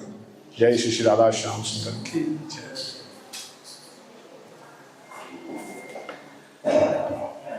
ఇద్దరు ఒకేసారి పుట్టారు కాబట్టి అన్నదమ్ములుగా వాళ్ళిద్దరూ అదే ఇంట్లో ఉంటుంటారు అనమాట. ఇతని పేరు ఏంటంటే దుందుకారి. ఎందుకంటే ఈయన తీసుకెళ్ళి మళ్ళీ ఆ శిశువుని దుందులి ఆత్మదేవికి ఇచ్చేస్తుంది అనమాట. అలాగైతే అగ్రిమెంట్ అవుతుంది. ఆ దుందుకారి పుత్రుడు కాబట్టి, దుందులి పుత్రుడు కాబట్టి దుందుకారి అని పేరు పెడతారు. కానీ వాడు ఎందుకంటే వాళ్ళ తల్లిదండ్రుల సంస్కారాలు లేవు కాబట్టి వాడు కూడా ఒక దుర్మార్గుడుగా తయారవుతాడు అనమాట. వాడి చేయని చెడు పనులు ఉండవు అనమాట. సో మనీ అట్రాసిటీస్ చేస్తూ ఉంటాడు అనమాట. సో అయితే ఈ విధంగా తల్లిదండ్రులను బాధపడుతూ ఉంటాడు. అతని తండ్రికి వైరాగ్యం వచ్చేస్తుంది. వాడిని మార్చడానికి ఎంతో ప్రయత్నిస్తాడు ఆత్మదేవుడు, కానీ అర్థమైపోతుంది వీడు మారని చెప్పి. అప్పుడు ఈ గౌకర్ణ ఏంటంటే చాలా సాత్వికంగా, చాలా వినయంగా, అన్ని లక్షణాలతో ఉంటాడు. సో అతను చెప్తాడు, మీరు ఇది ఒక ఆపర్చునిటీగా తీసుకొని మీరు ఇక్కడి నుంచి వెళ్ళిపోండి, వనవాస్. ఆల్రెడీ మీ యొక్క 50 అయిపోయింది మీకు. ఆఫ్టర్ 51, అందుకనే హిందీలో వస్తుంది 55, 52, 51 అంటే వనానికి వెళ్ళాల్సిన సమయం వచ్చేసింది. ఇంకా ఆసక్తిగా ఉండకూడదు. సో ఈ ఆపర్చునిటీ తీసుకుని మీరు వెళ్ళిపోండి అని చెప్తారు. సో అతను సలహా తీసుకుని అడవికి వెళ్ళిపోతాడు. అయితే ఇప్పుడు తల్లి ఉంది అక్కడే. తల్లిని ఇంకా హింసిస్తున్నాడు ఈ వీడు దుర్మార్గుడు. సో ఆ బాధలు పడలేక ఒకసారి ఆమె కూడా ఆత్మహత్య చేసుకుంటుంది తల్లి. సో అంత ఘోరంగా ఇబ్బంది పెడుతుంది అనమాట. సో అయితే ఆమె యొక్క శ్రాద్ధ చేయటానికి ఈ గోకర్ణ తీర్థయాత్రకు వెళ్తాడు అనమాట. గోకర్ణ ఎందుకంటే అతను కూడా ఒక బిడ్డ లాంటి వాడే కదా. అయితే ఆ సమయంలో ఈ దుందుకారి ఎంతోమంది వేష్యలను తీసుకొచ్చి వాళ్ళ ఇంట్లో అందరినీ సమావేశం చేస్తారు అనమాట. అలా చేస్తున్నప్పుడు వాళ్ళంతా కలిసి వీడి ధనాన్ని దొంగలించడానికి ప్లాన్లో ఆ వేషలందరూ కలిసి వాడిని దుర్మార్గులతో దొంగలతోటి చంపేసేస్తారు అన్నమాట. సో అందరూ వాడిని మర్డర్ చేసేస్తారు, దుద్దుకారి. సో ఈ గాట్ కిల్డ్. సో అయితే ఇప్పుడైతే ఇతను వెళ్ళి శ్రాద్ధ అయిపోయిన తర్వాత మళ్ళీ వస్తాడో చూస్తాడు, తమ్ముడు చెప్పాడు వాటెవర్. యా.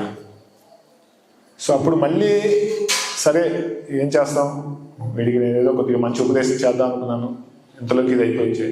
మళ్ళీ అతన్ని అస్థికలు తీసుకొని మళ్ళీ వెళ్తాడు శ్రాద్ధకి, మళ్ళీ ప్యూరిఫై చేద్దామని చెప్పి నదిలో వేసి అస్థికలు. సో ఎప్పుడైతే వెళ్ళి మళ్ళీ తిరిగి వస్తాడో ఆ ఇళ్ళలో చూస్తాడు, సో ఏదో ప్రేతాత్మ తిరుగుతున్నట్లు అనిపిస్తుంది అనమాట, భూతం తిరుగుతున్నట్లు అనిపిస్తుంది. సో ఒక రాత్రి పడుకున్నప్పుడు సౌండ్ వినిపిస్తుంది అనమాట, గట్టి గట్టిగా. సో అడుగుతాడు, ఎవరు ఎక్కడ ఉన్నారు ఏంటి అని అడిగితే, నేను మీ బ్రదర్ని. సో నాకు ఇప్పుడు శరీరం లేదు, ప్రేతాత్మ రూపంలో తిరుగుతున్నాను ఇక్కడ. నేను ఎన్నో దుర్మార్గాలు చేశాను కాబట్టి నాకు ఇప్పుడు ముక్తి లేదు. సో నువ్వే ఎలాగైనా నన్ను రక్షించాలని. అదేంటి, నీకు నేను శ్రాద్ధ చేసి వచ్చాను కదా, అప్పటికీ నీకు ముక్తి కలగలేదా అని చెప్పి. నేను చేసిన పాపాలకి ఇది సరిపోదు, సో చాలా స్ట్రాంగ్ డోస్ మెడిసిన్ కావాలి నా రోగానికి. సో 500 నుంచి సరిపోదు. సో అప్పుడు సరే అని చెప్పి ఒక భాగవత సప్తాన్ని అరేంజ్ చేస్తారన్నమాట. గోకర్ణ వాళ్ళ ఇంట్లో శ్రీమద్ భాగవతాన్ని తీసుకొచ్చి చదివిస్తారన్నమాట. అయితే ఇతనికి ఆ శరీరం లేదు కదా, ఆ ప్రేతాత్మని ఒక బ్యాంబూ స్టిక్లో బంధించి, సో అందులో నాట్స్ వేసి ఉంచుతారన్నమాట, 7 నాట్స్. ఎప్పుడైతే శ్రీమద్ భాగవతాన్ని శ్రవణం చేస్తున్నారో, మొదటి రోజు శ్రవణం చేసిన తర్వాత ఒక నాట్ ఓపెన్ అవుతుంది అనమాట. అలా second day second not, third day third not, fourth day fourth not. ఎప్పుడైతే 7th డే అయిపోతుందో 7th నాట్ ఓపెన్ అయిపోయి ఆ ఆత్మ లిబరేట్ అయిపోతుంది అనమాట, దుద్దుకరి ఆత్మ. So this is the glory of hearing Srimad Bhagavatam. So ఈ స్టోరీ వస్తుంది మనకి పురాణంలో. అంటే కేవలం శ్రీమద్ భాగవతాన్ని శ్రవణం చేశాడు ఆయన. ఆ సౌండ్ వైబ్రేషన్ వల్లే అతనికి ముక్తి వచ్చేస్తుంది అనమాట. అంటే ఇది సైడ్ ఎఫెక్ట్. ఇది అసలైన ఎఫెక్ట్ కాదు. శ్రీమద్ భాగవతం యొక్క సైడ్ ఎఫెక్ట్ ఏంటంటే ముక్తి. కాబట్టి భక్తులు ఏంటంటే ముక్తి కోసం ప్రయాసపడరు. ముక్తి అనేది ఆటోమేటిక్గా వచ్చేస్తుంది భక్తులకి. ప్రభుపాదుల వారు అంటారు అనమాట, ముక్తి అలా చేతులు జోడించుకొని భక్తుల దగ్గరికి వస్తుందంట, మీ సేవలో నాకు కొద్దిగా ఏమన్నా అవకాశం ఇస్తారా అని చెప్పి. అంటే భక్తులు ముక్తిని కోరుకోరు, భక్తులు భగవంతుడి యొక్క సేవను కోరుకుంటారు. ముక్తి ఆటోమేటిక్గా వచ్చేస్తుంది. సరే, శ్రీమద్ భాగవతాన్ని కేవలం శ్రవణం చేయటం ద్వారానే మనకి అంత లాభం చేరుకున్నప్పుడు, శ్రీమద్ భాగవతంలో ఉన్న కథలని చక్కగా ప్రేమతోటి మనం విన్నప్పుడు, అటెన్షన్ తోటి విన్నప్పుడు మనకి ఏం లాభం జరుగుతుంది, అది ఇక్కడ చెప్పారు. యశ్యాం వై శ్రూయమాణాయాం కృష్ణే పరమపూరుషే భక్తిరుత్పద్యతే పుంసాం శోకమోహ భయాపహ. శోకమోహ భయాపహ అనేవి అవి సైడ్ ఎఫెక్ట్స్. కానీ మెయిన్ ఎఫెక్ట్ ఏంటంటే కృష్ణే పరమపురుషే భక్తిరుత్పద్యతే, భగవంతుని మీద ప్రేమమైనటువంటి భక్తి అనేది ఉత్పన్నం అవుతుంది అనమాట. సో అది మెయిన్ ఎఫెక్ట్ శ్రవణం చేయటం ద్వారా. కాబట్టి మనందరం కూడా ఈ అవకాశాన్ని తీసుకొని శ్రీమద్ భాగవతాన్ని రెగ్యులర్గా వినాలి. మనకి అందులో అర్థమైనా అర్థమైనా కానీ అట్లీస్ట్ సైడ్ ఎఫెక్ట్ వచ్చింది కదా, లిబరేషన్. ఈ భౌతిక ప్రపంచంలో నుంచి దుఃఖం నుంచైనా బయటపెడతాం కదా. కానీ చిన్న చిన్నగా అలా విన్నప్పుడు ఏమవుతుందంటే శ్రద్ధతోటి శుద్ధ భక్తుల యొక్క ముఖం నుంచి మనకి ఆ ప్రేమ అనేది పుడుతుంది, నో డౌట్ అనమాట. సో అయితే ఇప్పుడు చిన్నగా ఒక 10 minutes మనం శ్రీమద్ భాగవతంలో ఉన్న ఒక స్టోరీ గురించి మనం చెప్పుకుందాం. Then I will stop. చూడండి, 10 స్కందాలు ఉన్నాయి శ్రీమద్ భాగవతం. 12 స్కందాలు ఉన్నాయి. అక్కడ కృష్ణతుల్య భాగవతం అని అక్కడ పెట్టారు. శ్రీమద్ భాగవతం యొక్క 12 స్కందాలు అక్కడ ఉన్నాయన్నమాట. మీ అందరూ కూడా తర్వాత ఎవరైనా చూడాలనుకుంటే చూడండి, మరియు తీసుకువెళ్ళాలనుకున్న వాళ్ళు మన మ్యాచెస్ గిఫ్ట్ స్టాల్ని సంప్రదించండి. సో స్వయంగా కృష్ణుడితో సమానం అన్నమాట Srimad Bhagavatam. Different limbs, different cantos, అంటే వేరు వేరు స్కందాలతో పోల్చారు అనమాట. భగవంతుని యొక్క పాదాలని మొదటి స్కందంతో పోల్చారు, భగవంతుని యొక్క వీటిని 3-4 స్కందాలతో పోల్చారు అనమాట. ఫస్ట్ 2 క్యాంటోస్ ఏమో లోటస్ ఫీట్, 3, 4 ఏమో వీళ్ళకి మోకాల వరకు, 5th and 6th క్యాంటోస్ ఏమో థైస్ అలాగా. సో కానీ భగవంతుడి ముఖ కమలము 10th క్యాంటోతో పోల్చారు అనమాట, ఆశ్రయం. సో మొత్తం కృష్ణ లీలలు ఉంటాయి 10th క్యాంటో. సో మెయిన్ అంటే 10వ స్కందం వచ్చేసి మీకు 2/3 ఆఫ్ ద 1/3 ఆఫ్ ద శ్రీమద్ భాగవతం, అంటే 30% ఆఫ్ శ్రీమద్ భాగవతం 10వ స్కందంలో ఉంటుంది అనమాట. ఆ 10వ స్కందంలో ఏముంది, మొత్తం కృష్ణుడి యొక్క లీలలు. స్టార్టింగ్లోనే మీకు మొదటి స్కందంలో వస్తుందన్నమాట, అన్ని అవతారాల గురించి చెప్పిన తర్వాత ఏతే చాంస కళాపుంస కృష్ణస్తు భగవాన్ స్వయం. ఎన్నో అవతారాలు ఉన్నాయి, అవతారాహి అసంఖ్యేహి, వాటిని మనం గణించలేమన్నమాట. ఎలాగైతే సముద్రంలో అలలు వస్తూ ఉంటాయో అలా అవతారాలు ఉంటాయి అన్నమాట, వాటిని గణించలేము. కానీ వీటన్నిటికీ కూడా మూలం ఎవరు, కృష్ణస్తు భగవాన్ స్వయం. ఏతే అంశ కళాపుంస కృష్ణస్తు భగవాన్, కృష్ణుడు వీటన్నిటికీ మూలము. కాబట్టి కృష్ణుడు అన్ని అవతారాలకు శ్రోత. అదే భగవద్గీతలో కూడా చెప్తారు, అహం సర్వస్య ప్రభవో మత్తః సర్వం ప్రవర్తతే, అంటే నా నుంచే అన్ని అవతారాలు వస్తున్నాయని చెప్తారు. కానీ మనం ఏమనుకుంటామంటే సో కృష్ణుడు కూడా ఒక అవతారం అనుకుంటాం, అది యాక్చువల్లీ పొరపాటు. కృష్ణుడు అవతారం కాదు, ఆయన అవతారి, అంటే ఆయన నుంచే అన్ని అవతారాలు వస్తాయి. కృష్ణస్తు భగవాన్ స్వామి. సో 10వ స్కందంలో డైరెక్ట్గా మనం వెళ్తే కృష్ణుడి యొక్క లీలలు ఉన్నాయి, 90 లీలలు. అందులో ఒక లీల గురించి కొద్దిగా మనం చెప్పుకుందాము. ఇది 40th chapter, Krishna entering Mathura.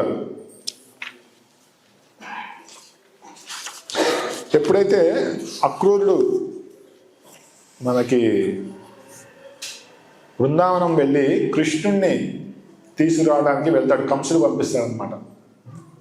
కృష్ణుడిని ఎలాగైనా తీసుకురండి, ఆయన్ని వధించడానికి నేను మంచిగా ప్లాన్ చేశానని చెప్పి. సో కృష్ణుని తీసుకురావడానికి అక్రూరుడు వెళ్తాడు. అక్కడ ఆయన రథం మీద కూర్చోబెట్టి తీసుకొస్తూ ఉంటాడు. అయితే గోపికలు చాలా బాధలో కృంగిపోతారు అనమాట, ఎందుకంటే వాళ్ళ జీవితం మొత్తం, వాళ్ళ జీవితమే కృష్ణుడు. ఆ కృష్ణుడు వెళ్ళిపోతున్నప్పుడు వాళ్ళు భరించలేక అందరూ మూర్చిపోతారు. అయితే అక్రూరుడు కృష్ణ బలరాముని తీసుకుని రథంలో ఎక్కి బయటకు వస్తాడు, బృందావనం బయటికి. ఎప్పుడైతే బయట యమునా నది దగ్గరికి దిగి ఆయన నదిలోకి ప్రవేశిస్తాడో స్నానం చేయడానికి, అప్పుడు చూస్తాడు కృష్ణ బలరాముని ఆ నదిలో చూస్తాడు. బయటకు వచ్చి చూస్తాడు, అదే కృష్ణ బలరాములు ఇక్కడ రథంలో ఉన్నారు కదా, మళ్ళీ లోపల. సో మళ్ళీ లోపలికి వెళ్ళి చూస్తాడు.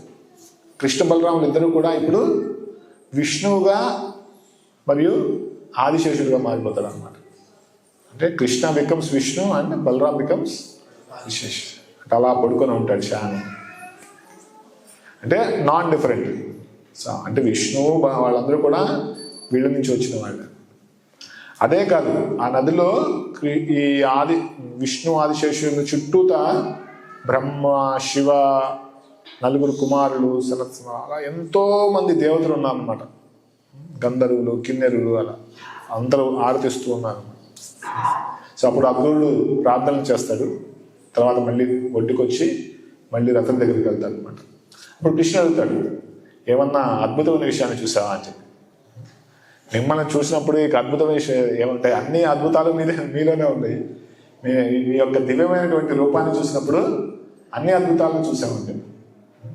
సో ప్రభుపాదులు వారు రాస్తారు మన శ్రీమద్ భాగవతంలో, Krishna is the sum total of all beauty.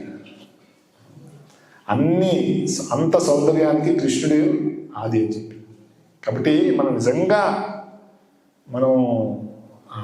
సౌందర్యాన్ని చూడాలన్నా, అద్భుతాన్ని చూడాలన్నా కృష్ణుని యొక్క రూపాన్ని చక్కగా చూడండి. ప్రతిరోజు వచ్చి భగవంతుని విగ్రహాన్ని వీక్షించండి. సో ఆటోమేటిక్గా మన అట్రాక్షన్ అనేది వేరే వైపుకి వెళ్ళదన్నమాట. సో ఈ విధంగా అక్రూరుడు మళ్ళీ రథం మీద వాళ్ళని ఎక్కించుకొని మథురాకు తీసుకెళ్తాడు. సో మథురాకు తీసుకెళ్ళిన తర్వాత వాళ్ళ ఇంటికి రమ్మని చెప్పాడు కృష్ణ బలరాముని. కానీ వాళ్ళు అంటారు, లేదు మేము ఇప్పుడు యదువంశాన్ని రక్షించడానికి ఈ రాక్షసుని, దుర్మార్గులందరినీ వధించాలి, తర్వాత వస్తామని చెప్పారు. సో అయితే అప్పుడు అక్రూరుడు చాలా బాధతోటి, మీ పాదాలు మా గృహంలో ప్రవేశిస్తాయి అనుకున్నాము, ఎందుకంటే మీ పాదాలు నుంచి జారిన నీళ్లు గంగగా మారుతాయి. ఆ నీళ్ళని శివుడు తన తల మీద ధరిస్తాడు. సో ఆ నీళ్ళు ఆ పాదాలను బలి మహారాజు పూజించాడు. సో ఈ విధంగా ఆ పాదాలని మీరు మా గృహంలో పెట్టండి అని చెప్పి ఎంతో ప్రాధాయపడతాడు అక్రూరు. కానీ భగవంతుడు అతని కార్యం ఇంకా నెరవేరలేదు, నేను మళ్ళీ వస్తానని చెప్పి అక్కడి నుంచి వెళ్ళిపోతాడు. అంటే కృష్ణ బలరాముడు ఇప్పుడు మథురాలకు వెళ్తారు. మథుర సిటీలోకి ఎంటర్ అవుతారు అనమాట. అక్కడ చాలా అద్భుతమైన వర్ణం వస్తుంది మథుర గురించి. సో ఆ యొక్క వీధులన్నీ కూడా డైమండ్స్ తోటి అలంకరించబడి ఉన్నాయి. సో ఎంతో శుద్ధమైనటువంటి జలాశయాలు ఉన్నాయి.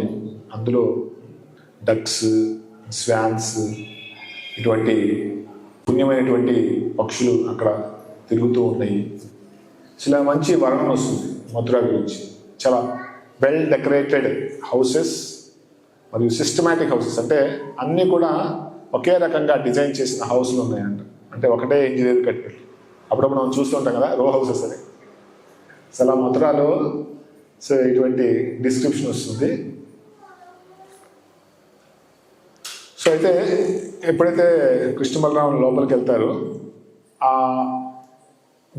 అక్కడ ఉన్న స్త్రీలు వాళ్ళందరూ కూడా ఆ రాజమహల్ పైకి వెళ్ళి కృష్ణుని మీద పూలు చల్లడం మొదలుపెట్టారు. ఆ వార్త విన్న తర్వాత కృష్ణ బలరాములు వచ్చారన్న వార్త వినగానే వాళ్ళు చేసే కార్యాలన్నీ వాళ్ళు వదిలేశారు. కొంతమంది స్నానం చేస్తున్నారు, ఆ స్నానం కంప్లీట్ కాకుండానే వాళ్ళందరూ బయటకు వచ్చేసారు. కొంతమంది పిల్లలకి పాలు ఇస్తున్నారు, పిల్లల్ని పక్కన పెట్టేసి వచ్చేసారు. కొంతమంది బట్టలు వేసుకుంటూ ఉన్నారు, వాళ్ళు కింద కింద వస్త్రాలు పైన వేసుకుని పైన వస్త్రాలు కింద వేసుకుని అలానే వచ్చేసారు. అంటే వాళ్ళ ఈగర్నెస్, కృష్ణుడు వచ్చాడని వినగానే వాళ్ళకి ఆ ఈగర్నెస్ ఎలా వచ్చింది అంటే, ఈ మథురావాసులందరూ కృష్ణుడి యొక్క లీలను విన్నారు.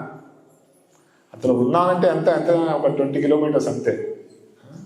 సో అంటే కృష్ణుడు చిన్నప్పుడు చేసిన లీలన్నీ కూడా వీళ్ళు ఉంటారు కదా, వాళ్ళు ఏమంటారు, సేల్స్ పీపుల్, పళ్ళు అమ్ముకునేవాళ్ళు, పూలు అమ్ముకునేవాళ్ళు, వాళ్ళందరూ బృందావనం నుంచి విలేజెస్ నుంచి సిటీస్లోకి వస్తుంటారు కదా అమ్ముకోవడానికి. సో వాళ్ళందరూ ఆ లీలలు విని వచ్చి ఇక్కడ మథురలా చెప్తూ ఉండేవాళ్ళు అనమాట. అవి విని వీళ్ళందరికీ ఎప్పుడు ఈ కృష్ణుని మేము చూడగలము అన్న ఆతృత పెరిగిపోయింది. వాళ్ళ ఆతృత ఇప్పుడు నెరవేరుతుంది అనమాట. ఎప్పుడైతే విన్నారో కృష్ణుడు వస్తున్నాడని ఇమ్మీడియట్గా అందరూ పైకెక్కి అలా పూల వర్షాన్ని కురిపించారు అనమాట. సో చూడండి, దిస్ ఇస్ వెరీ ఇంపార్టెంట్ అనమాట. మనం కూడా కృష్ణుడి మీద మనకి ఆ ప్రేమ అనేది జాగృత అవ్వాలంటే ఆయన గురించి మనం వినాలి.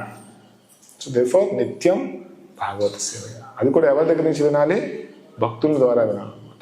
సో ఆటోమేటిక్గా మనలో కూడా ఆ ప్రేమ ఆతృత అనేది వస్తుందన్నమాట.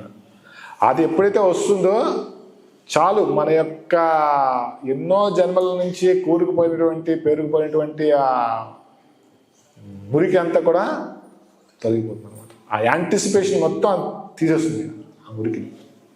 సో ఆతృత అనేది చాలా అవసరం అనమాట. కృష్ణ కథ వినేటప్పుడు ఆతృత ఉన్నప్పుడు అది మన శుద్ధి చేస్తుంది అన్నమాట. ఎందుకంటే ఎవరు శుద్ధి చేస్తున్నారు? భగవంతుడు స్వయంగా హృదయంలో ఉన్నాడు, ఆయన శుద్ధి చేస్తున్నాడు. సో ఇది శ్రీమద్ భాగవతంలో వస్తుంది అనమాట. శృణుతాం స్వకత కృష్ణ పుణ్యశ్రవణ కీర్తన హృదయంతస్థో హి అభద్రాని. ఆ హృదయ అంతస్తులో ఉన్నటువంటి భగవంతుడు మన యొక్క ఆతృత చూసి స్వయంగా మనలో ఉన్న అంధకారాన్ని ఆయన నిర్మూలిస్తున్నాడు. ఇది రహస్యం. అంటే మనలో ఉన్న అంధకారం తొలగిపోవాలంటే మనం ఈ ఆతృతతో ఎప్పుడైతే వింటామో అప్పుడు భగవంతుడు స్వయంగా తీసేస్తాడు అన్నమాట. ఎప్పుడైతే అది తొలగిపోతుందో న్యాచురల్, ఎలాగైతే ఒక అయస్కాంతము ఇనుముకి న్యాచురల్గా ఇనుము అనేది అయస్కాంతంగా ఆకర్షించబడుతుంది. మనం దానిలో జస్ట్ మనమే శ్రమించాల్సిన అవసరం లేదు. అయస్కాంతం దగ్గర తీసుకురాని ఆటోమేటిక్గా వెళ్ళిపోతుంది. అది ఆకర్షించబడలేదు అంటే దాని అర్థం ఏంటి? తుప్పు పట్టిపోయింది లేదా జంక్ పట్టి ఉంది అనమాట. దాన్ని నిర్మూలించాలి. దాన్ని నిర్మూలించాలంటే ఆ పేపర్ తీసుకుని దాన్ని రుద్దాలి. అలాగే మనం ఇప్పుడు ఆకర్షించబడట్లేదు కృష్ణుడికి, మన మీద ఆ ప్రేమ అనేది లేదు అంటే ఏంటి? మనకి తుప్పు పట్టి ఉన్నాం మనం కూడా. ఆ తుప్పు తీయాలంటే అనేది భక్తుల యొక్క సాంగత్యంలో మనం కూడా ఇది సాధనలాగా, ఒక సాధనలాగా అంటే రెగ్యులేటెడ్గా ప్రతిరోజు వినాలి. మనకి నచ్చినా నచ్చకపోయినా, నిద్ర వచ్చినా బోరు కొట్టినా సో వింటూ ఉండాలి. సో భగవంతునికి సేవ చేస్తూ ఉండాలి. ఆటోమేటిక్గా ఒకరోజు మనం కూడా ఆకర్షించబడతాం అన్నమాట. సో ఈ విధంగా కృష్ణ బలరాములు అలా వెళ్తూ ఉన్నారు. సో మథురా స్త్రీలందరూ కూడా పూల వర్షం కురిపించారు. సో తర్వాత వాళ్ళు ఒక వాషర్ మ్యాన్ దగ్గరికి వెళ్తారు అనమాట. అంటే బట్టలు ఉతికే వ్యక్తి, ధోబి. అక్కడికి వెళ్ళి అడుగుతారు కృష్ణ బలరాం, ఆహా ఎన్నో మంచి బట్టలు ఉన్నాయి, మాకు ఒక పేరు ఇవ్వచ్చు కదా అని. ఆ వాషర్ మ్యాన్ అంటాడే, సిగ్గుందందుకు అడగటానికి, ఎవరి బట్టలు తెలుసా ఇవి? రాజుగారి బట్టలు. ఎవరు రాజుగారు? కంసుడు. కంసుడి బట్టలు మీరు అలా అడుగుతున్నారు? సో బాగా తిడతాడనమాట కోపంతో. సో అప్పుడు కృష్ణుడు చాలా కోపడతాడు. అరే నీకు ఒక మంచి సేవ చేసుకునే అవకాశాన్ని ఇచ్చాను, ఎవరికి కలుగుతుంది ఈ అవకాశం?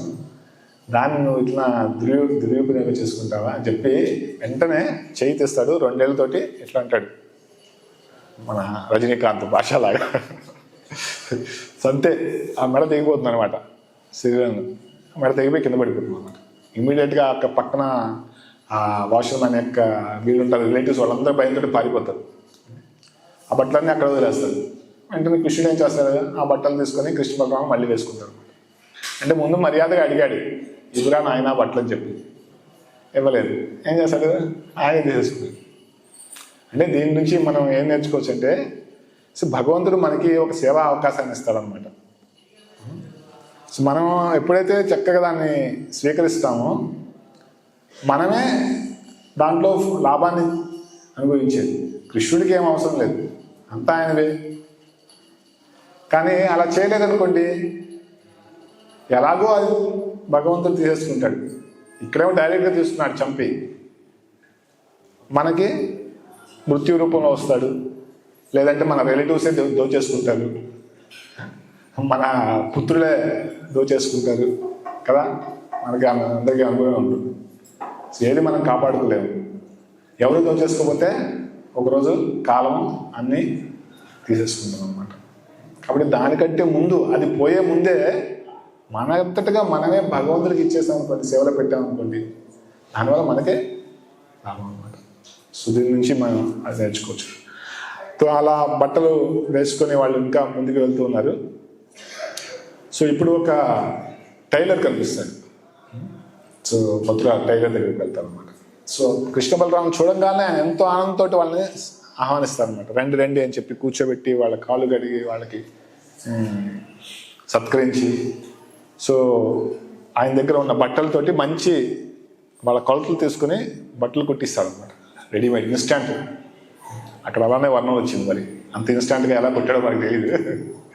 సో బట్టలు కొట్టి మళ్ళీ కృష్ణ బలరాం అనిపిస్తే కృష్ణ బలరాం ఆ దుస్తులు వేసుకుని మళ్ళీ వెళ్తారనమాట.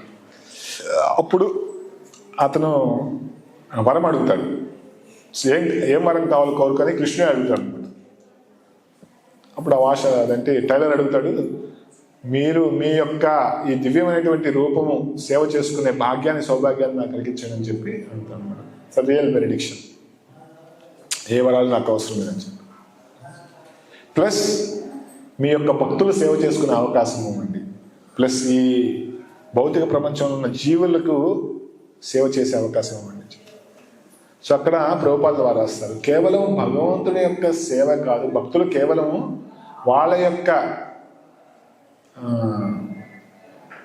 కోరికలు మాత్రమే నెరవేర్చుకోవడానికి భగవంతుని ఆరాధించరు. ఈ ప్రజలకు కూడా సేవ చేయడానికి భక్తులు పూనుకుంటారు అన్నమాట.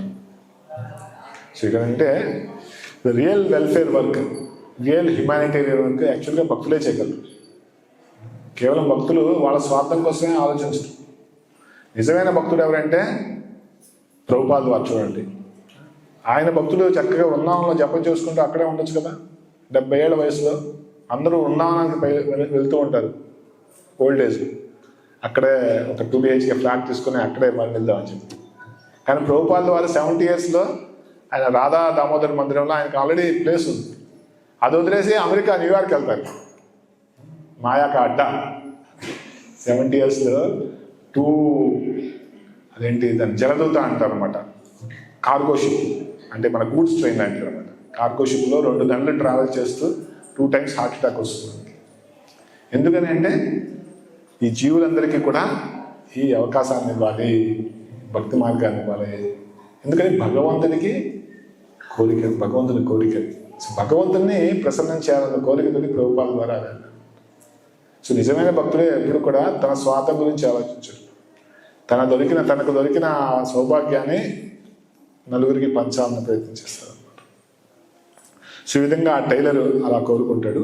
తర్వాత ఇంకా ముందుకు వెళ్ళి ఒక వాషర్ మ్యాన్ ధోబి అయిపోయింది, ఫ్లోరిస్ట్, సుధామా ఫ్లోరిస్ట్ అని పూలు అమ్ముకునే అతను, పూలు కుట్టుకునేది.